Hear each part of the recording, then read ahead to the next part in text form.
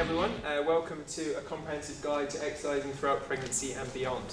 I want you to use these video series to help with the learning experience throughout this course. So with the slides that you would have received, if you could print them off into 3 slides per page, like so. And what I'd like you to do is throughout these videos, just make notes, make comments about what we're teaching you today. So we normally hold these presentations throughout Australia. We're teaching people the class, and now what we've done, we've condensed today's course into little videos to help you throughout your manual, throughout your course, and to help you through your assessment.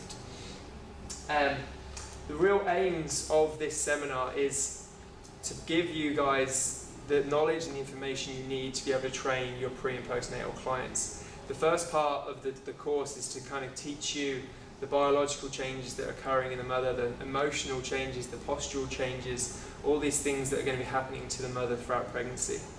We also then, as trainers, want to teach you how to create the perfect program.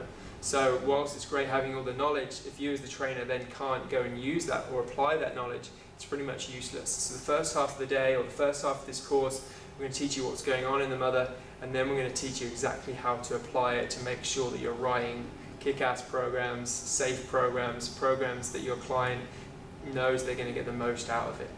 We're also, a big component of what we do at Limitless Health and Fitness is really want to encourage you guys to be able to sell your product. Okay, so whilst most courses are fantastic, you're going to get all the knowledge, but then it's hard to then apply that knowledge. So we're going to hopefully today teach you how to build your client base, how to gain more pre and postnatal clients, how to network yourself, and have the confidence then to go and build your clientele around this topic.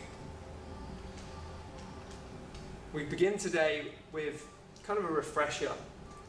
We always like to start the course with kind of brushing over things you'd have maybe learned when you were younger, maybe during your HSCs, things you wouldn't have learned during your personal training course, but trust me, that are very, very important. The reason being is, chances are if you're working certainly with a first-time mum or a second-time mum, pregnancy is a time when most women, not all women, but most women are kind of very apprehensive about exercise. Again, exercise during pregnancy is a relatively new thing. It's not been around that long. Most older doctors, most older GPs, most kind of grannies, grandpas are kind of still don't even advise exercise as a safe thing to do.